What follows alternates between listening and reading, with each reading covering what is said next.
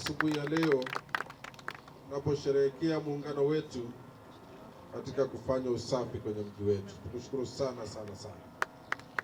Lakini kwa niaba ya halmashauri ya manispaa ya Singida, niwashukuru sana viongozi wote na wananchi wote mliojitokeza kufanya usafi kwenye maeneo yetu tunaposherehekea muungano wetu, miaka 62 ya muungano wetu. Niwashukuruni sana.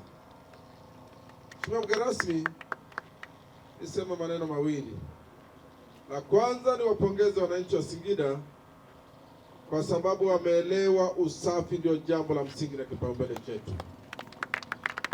Kwa hiyo niwapongeze sana wananchi wote wa manispaa ya Singida, na sisi kwetu usafi ni ajenda ya kila siku. Kwa hiyo niwapongeze sana na niombe sana tuendelee kusimama na usafi wetu. Ndugu zangu wananchi wa manispaa ya Singida, kuliko tushikane kwa faini kwa mambo mengine, tekeleza swala la usafi kwa makini. Fanya kwanza usafi kwenye maeneo yako, tunza taka, magari yapite, yabebe taka ili tuweke mji wetu kwenye usafi.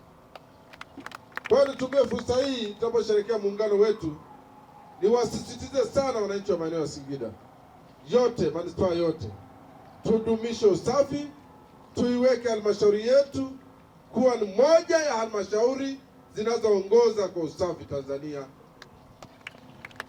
Jambo la pili, niwapongeze wananchi sana.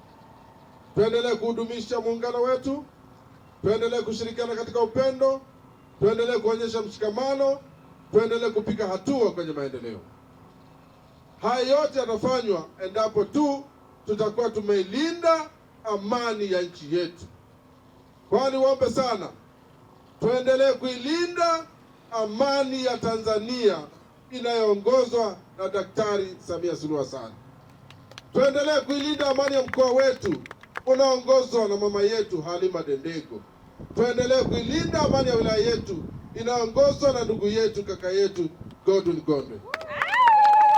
Muungano oye!